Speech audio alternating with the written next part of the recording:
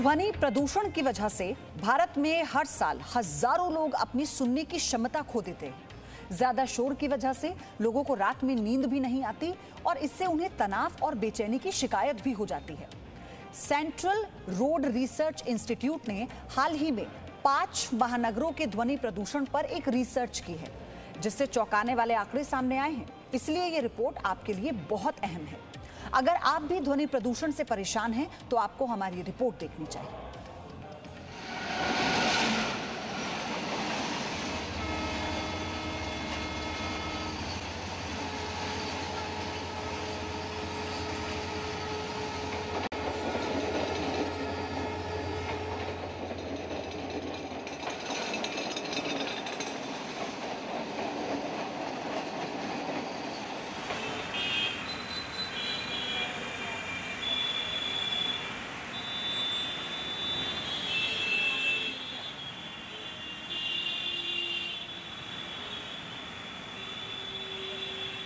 जब कोई बिल्डर घर बेचता है ना, तो बताता है कि आपका घर किसी खूबसूरत हाईवे के किनारे है, इसलिए उसकी कीमत ज्यादा है।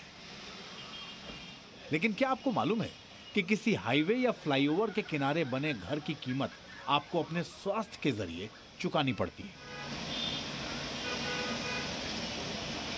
देश में ध्वनि प्रदूषण पर अक्सर चर्चा नहीं होती और इसकी गंभीरता को कोई नहीं समझता। लेकिन सड़क या रेलवे ट्रैक के पास जिनके घर होते हैं, उनमें से ज्यादातर लोगों को अनिद्रा और चिड़चिड़ापन रहता है। सोने में तो बहुत दिक्कत है, क्योंकि इतना हैवी ट्रैफिक रहता है कि 1-1:30 बजे तक तो शोर शराबा, हॉर्न की आवाज़ और वो सब चीज़ें, तो सो ही नहीं पाते हैं। और फिर जब नींद आती है तो सुबह सुबह 4-5 बजे अचानक से कभी बार खुल जाती है कि कुछ ना कुछ ऐसी चीज़ें आती रहती हैं, तो बहुत डिस्टर्बेंस है। प्रॉपर में सो नहीं पाते हैं, ऑफिस जाते हैं तो वहाँ पे नींद आती है, तो बहुत दिक्कत है दोनों ही तरीके से। और हेल्थ को लेकर तो प्रॉब्लम हो ही रही है, क्योंकि ना एक्सरसाइज करने का मन करता है ना कुछ, क्योंकि जब एक्सरसाइज करने के लिए उठने लगो तो उस समय पूरी बॉडी में पेन होता है, क्योंकि नींद पूरी ही नहीं हो पाती। CRRI यानी सेंट्रल रोड रिसर्च इंस्टीट्यूट ने हाल ही में 5 महानगरों के ध्वनि प्रदूषण पर एक रिसर्च की और उसमें पाया कि जो लोग सड़क के किनारे बने घरों में रहते हैं, वो कभी चैन से नहीं सो पाते। सामान्य तौर पर 2 लोगों के बीच की बातचीत 40 डेसिबल की ध्वनि पर होती है, लेकिन जो लोग सड़क के ट्रैफिक के आसपास रहते हैं, वो लगातार अगर 60 डेसिबल की ध्वनि सुने तो 17.1% लोगों पर इसका बुरा असर पड़ता है। और इसी तरह अगर वो ध्वनि 70 डेसिबल तक पहुंचती है तो उससे 29.4% लोग प्रभावित होते हैं। 75 डेसिबल ध्वनि पर 39.6% और 80 डेसिबल ध्वनि हो तो 49.6% लोगों पर इसका बुरा असर पड़ता है और वो लोग अनिद्रा और चिड़चिड़ेपन का शिकार हो जाते हैं। आपको ये जानकर हैरानी होगी कि दिल्ली में दिन के ट्रैफिक का शोर औसतन 77 से 80 डेसिबल और रात में 55 से 65 डेसिबल रहता है। यानी दिन में दिल्ली की आधी जनता ध्वनि प्रदूषण से परेशान रहती है। हमने दिल्ली के मथुरा रोड पर अपोलो अस्पताल के पास ध्वनि प्रदूषण की स्थिति जानी। आपको जानकर हैरानी होगी कि नो हॉकिंग जोन होने के बावजूद भी वहां इतना ज्यादा ध्वनि प्रदूषण है। अपनी कार में बैठकर खिड़कियों के शीशे बंद करके एसी चलाने के बाद समझ में नहीं आता कि बाहर कितना शोर है। दिल्ली में की गई एक स्टडी कहती है कि लगभग 26% लोगों को स्लीप डिसऑर्डर है बिकॉज ऑफ नॉइस। तो ये एक बड़ी समस्या है, क्योंकि वो सड़कों के बगल में रहते हैं और ट्रैफिक ऑलमोस्ट उनके बेडरूम तक आ गए हैं। गवर्नमेंट ऑफ इंडिया ने एयर पोल्यूशन को हेल्थ हजार्ड घोषित किया हुआ है, लेकिन नॉइज़ के ऊपर अभी कोई गाइडलाइंस नहीं है, जबकि WHO कहता है कि नॉइज़ एक सीरियस हेल्थ हजार्ड है। तो हमें इस बारे में सोचना चाहिए। सड़क के अगल बगल बने हुए घरों में रहने वाले फिर भी केवल कार और ट्रक के ट्रैफिक के शोर से परेशान रहते हैं, लेकिन जरा हालात उनसे पूछिए जो रेलवे ट्रैक के आसपास रहते हैं।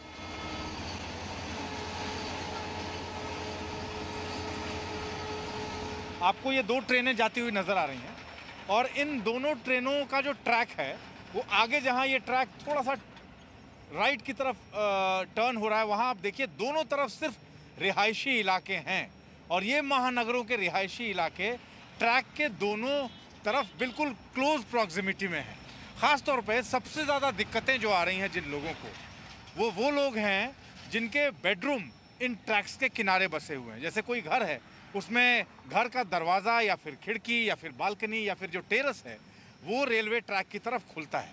वहाँ रहने वाले लोगों को स्लीपिंग डिसऑर्डर्स और साथ साथ कम उम्र से ही बच्चों को सुनने में दिक्कत, जो हियरिंग प्रॉब्लम है, वो शुरू हो गई। हमने रेलवे ट्रैक के आसपास रहने वालों से भी बातचीत की और उनका दर्द भी सड़कों के आसपास रहने वालों से अलग नहीं था। मुंबई में रेलवे ट्रैक के किनारे रहने वालों का दर्द वही है जो दिल्ली या किसी और राज्य के लोगों का है। सुनने में दर्द दिक्कत आती है कि क्या बोल रहे हैं, सुनाई नहीं देता है। अपने को भी कुछ बोलना है तो वो लोग सुन नहीं सकते, ऐसा हो जाता है। तो फिर बोलना पड़ता है कि मानो 2 मिनट। हाँ, ऐसा बोलना पड़ता है कि 2 मिनट। कितना तेज साउंड आया है यहाँ पे। तो 2 मिनट ठहरो, फिर बात मैं बताती हूँ। मैं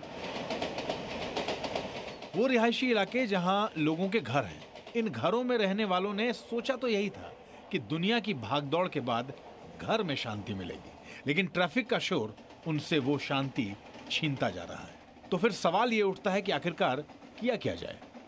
लो कॉस्ट सोल्यूशन अगर आप देखें तो फिर यही है एक उसका सोल्यूशन कि आप अपना लोकेशन चेंज करना पड़ेगा। उस साइड आप वैसा ड्राइंग रूम या जहाँ पे आपका कम एक्टिविटीज़ होता है वो रखें नॉइस के सोर्स की तरफ, और अपना जो सोने का कमरा, पढ़ने का कमरा है, उसका डिस्टेंस बढ़ा दें सोर्स से। ध्वनि प्रदूषण पर हमें गंभीरता से विचार करना चाहिए, क्योंकि ये हमें धीरे धीरे नुकसान पहुंचाता है। इसको लेकर नियम हैं, लेकिन लोगों को इन नियमों की जानकारी नहीं है, क्योंकि इन नियमों को लेकर सख्ती नहीं की जाती है। दिल्ली से अमित प्रकाश, जी मीडिया। तो शायद घर लेने से पहले आप ये कभी सोचते भी नहीं होंगे कि अगर आपके घर के पास से कोई रेलवे लाइन है या फिर कोई हाईवे है तो ये आपके लिए कितना हानिकारक हो सकता है। Presenting B News app available on Google Play and App Store. Download it now.